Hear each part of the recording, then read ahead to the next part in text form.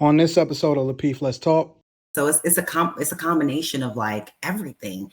I don't know. So for me, I feel like that's something you get out of the way at the beginning. Like when we're building the friendship, I'm seeing where you at spiritually. I'm seeing where you at financially. I'm seeing how you move, how responsible you are. How do you keep your word to me? Just as friends, as we're building a connection and learning more about each other. The vetting, I'm doing all the business vetting in the beginning to make sure that we align in terms of how we both operate as people. You know what I mean? Because this has to be my best friend that I want to hang out with or do nothing with. You know what I'm saying? So the business comes first, especially then when the courtship starts, right? We start addressing more of those deal breakers. You want to have kids. I want to have kids. How do you want to raise them? How do I want to raise them? Make sure that we're on the same track in terms of that and communication and seeing how each other's families are and all these different things. All right, that's going to kind of transition me a little bit to something else. So, according to most people on the panel, they said that marriage is a business, right? How do you separate the two? If a marriage is a business and love is in business, how do you separate the two? Let me jump in real quick. I would just say this. I don't, and I think of, well, maybe Crimson might say marriage is a business. I don't know. I've never heard you say that. I'm just assuming, ma'am. So, please give me grace. But I know for a fact Anton identifies marriage as a business. And what I've always said is that marriage is covenant. And if marriage is covenant, then it would lend itself to realizing marriage as a business. And I know I'm talking semantics, but you can't separate the two. You can't. What we tend to get bogged down with is looking at marriage as love and Disneyfication, and you got to have the big wedding and all these different things. And listen, man, I try to be the most transparent on this goddamn panel, fam. And I keep saying I've learned so much, and y'all have no idea. I cannot wait for 2022 when I'm able to come back like February, March and say, oh, this is what's happened as a result. And y'all like, oh man, really wasn't lying, right?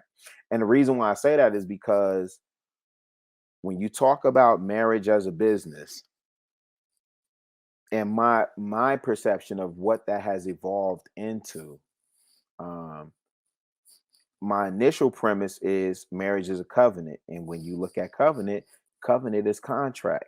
And when you look at contract is business. You can't separate the two. And love has nothing to do with that. Love is its own separate, and you have to negotiate that on the back end. Crimson, I'm gonna come to you. So most people on the panel haven't got your opinion about it, but they say marriage is a business. Do you think marriage is a business? Would you say that? No. No. Okay. Marriage can include a business. The answer is a little long, right? Because, and of course, I'm speaking from the feminine in that marriage. When you enter into marriage, and this is just my opinion, as the woman, I am entering into that not for financial gain, not so that we can have, Lexuses and Benzes and, and all of that type of stuff. I'm getting into the marriage with my husband because I understand and see his vision. I agree with that vision.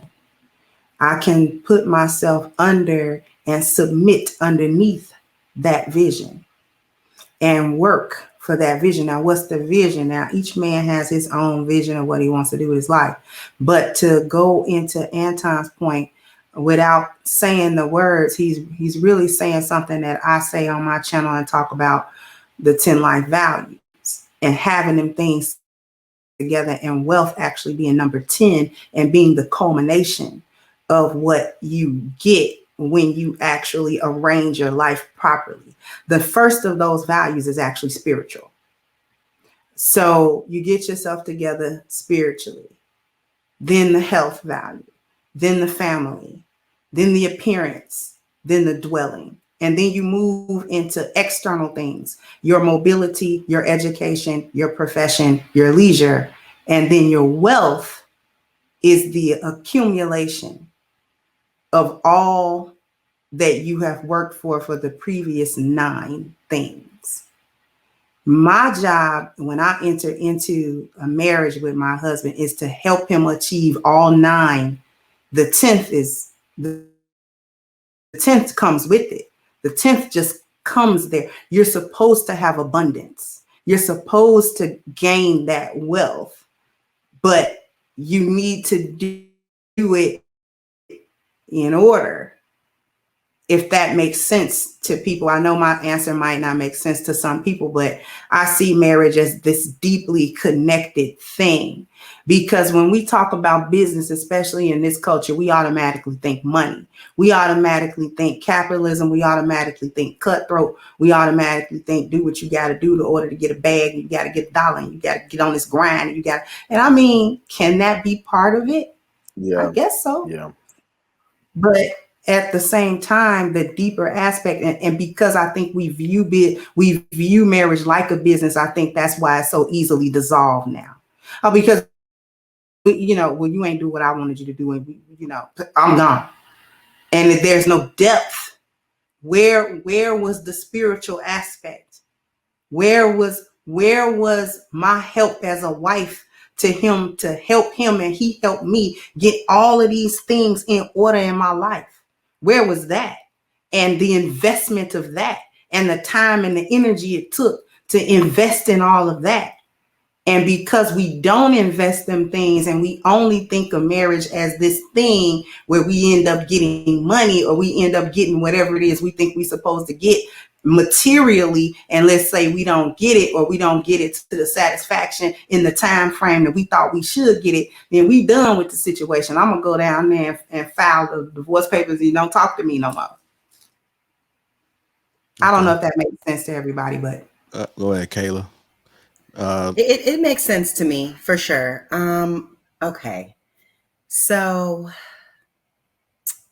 marriage is a business, and it's not just about money. It's about your personal business, how you handle your business. So it's a combination of like everything. I don't know. So for me, I feel like that's something you get out of the way at the beginning. Like when we're building the friendship, I'm seeing where you at spiritually. I'm seeing where you at financially. I'm seeing how you move, how responsible you are. How do you keep your word to me? Just as friends, as we're building a connection and learning more about each other.